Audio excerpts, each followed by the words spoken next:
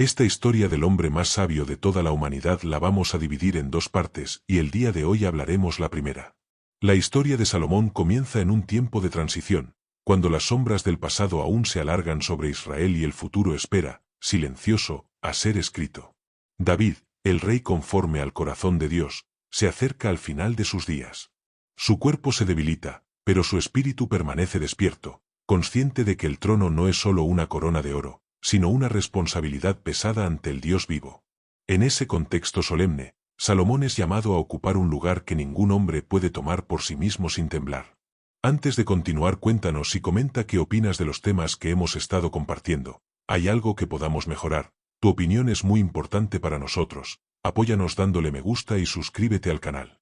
Empezamos con nuestra reflexión de hoy. Salomón no es el primogénito, ni el más experimentado en la guerra, ni el más curtido por las batallas. Es joven. La Escritura no esconde esta realidad. Más adelante él mismo confesará: yo soy joven, y no sé cómo entrar ni salir. Esa frase no es retórica, es el reflejo de un corazón consciente de su pequeñez. El llamado de Dios no siempre recae sobre quien el mundo considera más preparado, sino sobre aquel a quien él decide formar.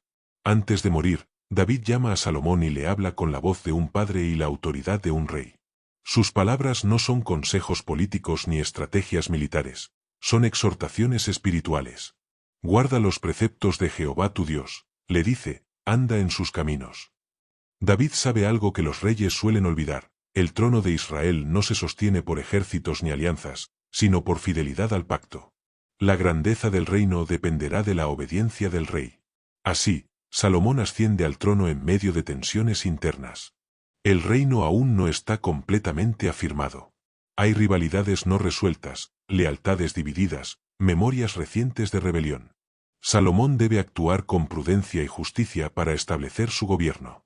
La Biblia relata cómo enfrenta estas situaciones con determinación, no por crueldad, sino por la necesidad de traer orden donde aún hay amenaza de caos. El joven rey aprende pronto que gobernar implica decisiones difíciles y consecuencias irreversibles. Sin embargo, el centro espiritual de este primer capítulo no está en la política, sino en el corazón. Salomón ama a Jehová. Así lo afirma el texto bíblico de manera sencilla, pero profunda. Ama a Dios y camina en los estatutos de David su padre, aunque todavía ofrece sacrificios en los lugares altos, pues el templo aún no ha sido construido. Esta observación es importante. La Escritura no idealiza a Salomón. Lo presenta como un hombre sincero, pero aún incompleto, en proceso de formación. Llega entonces uno de los momentos más decisivos de toda la historia bíblica: la noche en Gabaón. Allí se encontraba uno de los principales lugares de adoración, y allí Salomón ofrece 1000 holocaustos. No es un acto rutinario.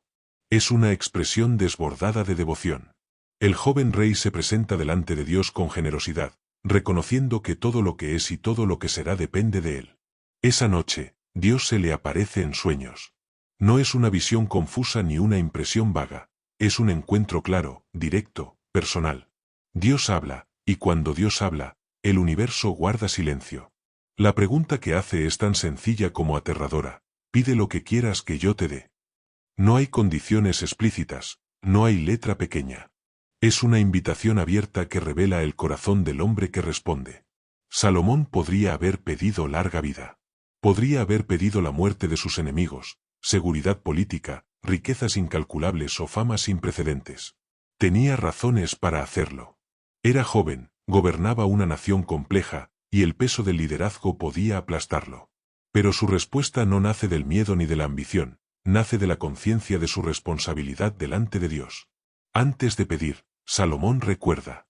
Recuerda la misericordia de Dios con David, recuerda la fidelidad del pacto, recuerda que él está en el trono no por mérito propio, sino por gracia. Reconocer lo que Dios ya ha hecho es una forma profunda de adoración.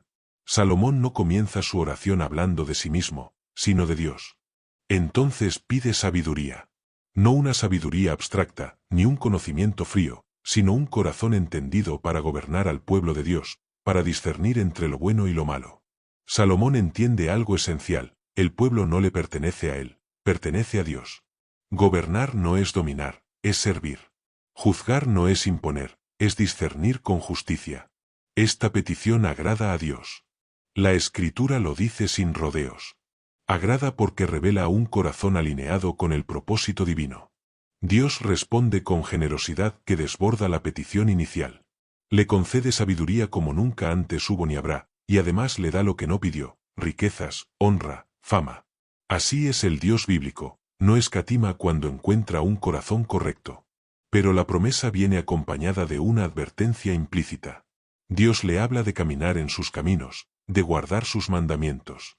La sabiduría no es una garantía automática de fidelidad futura. Es un don que debe ser administrado con humildad.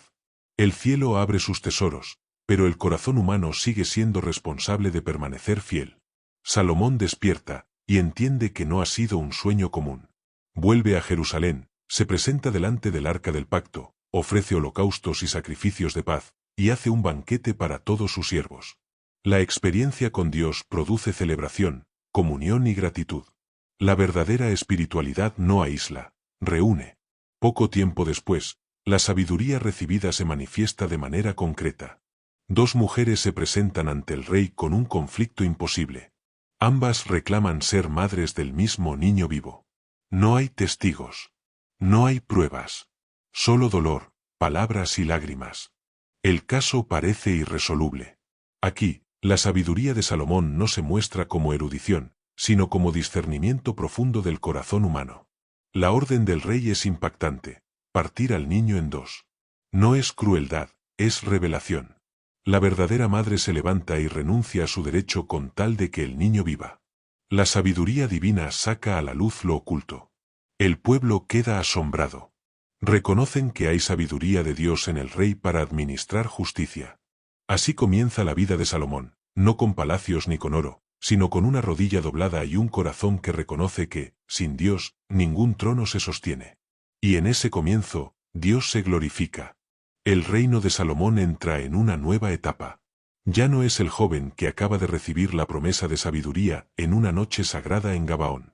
Ahora es un rey cuya autoridad comienza a afirmarse, no por la violencia ni por el temor, sino por el orden, la justicia y la paz. La Escritura nos introduce a este tiempo como una estación de estabilidad, donde la mano de Dios sostiene cada estructura del reino y cada decisión del trono. Salomón gobierna sobre un pueblo numeroso, descrito como incontable, como la arena que está junto al mar. Esta imagen no es solo una referencia demográfica, es un eco de la promesa hecha a Abraham. Israel no es una nación cualquiera, es un pueblo nacido de una palabra divina, sostenido por un pacto eterno. Y ahora, ese pueblo descansa bajo un rey que ha recibido sabiduría directamente de Dios. El texto bíblico nos muestra a Salomón organizando el reino con discernimiento. Establece oficiales, gobernadores y administradores sobre todo Israel.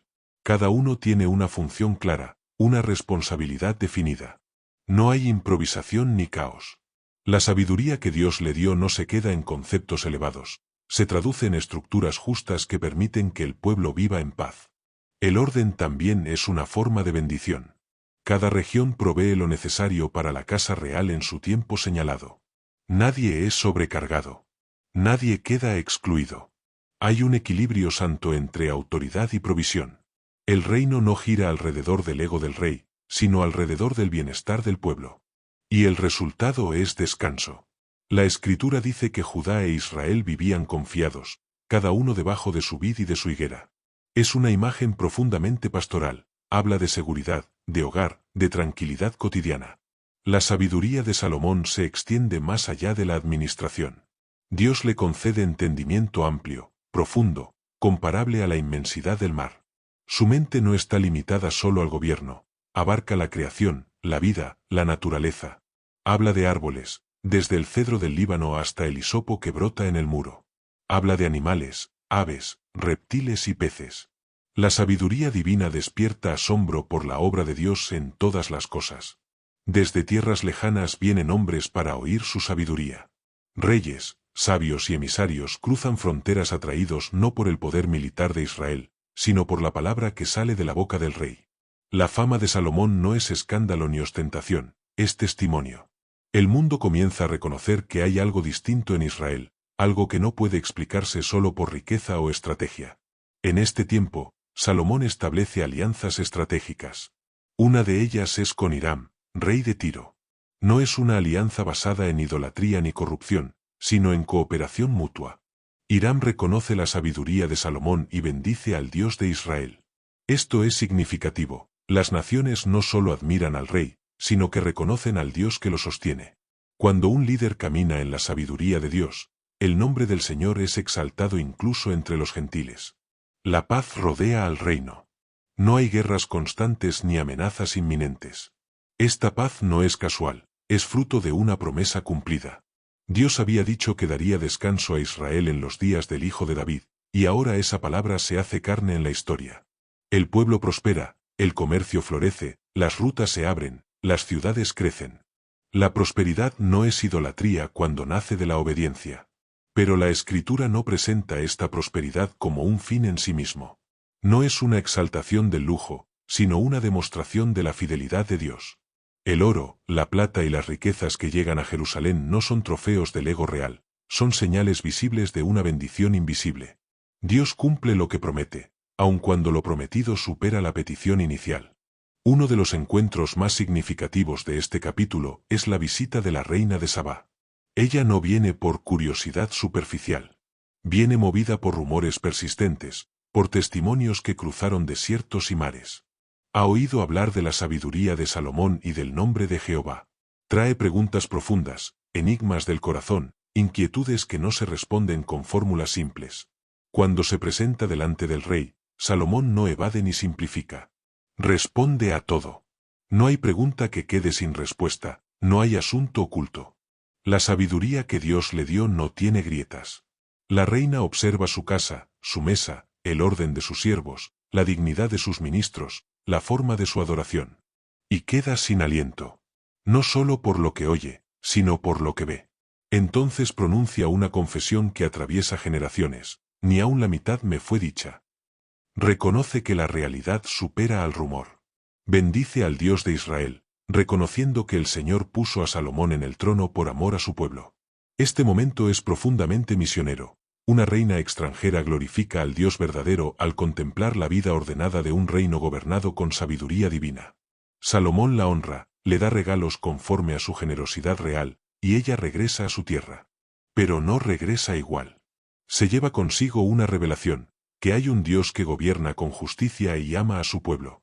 Así, la gloria de Dios se extiende más allá de las fronteras de Israel, no por imposición, sino por testimonio.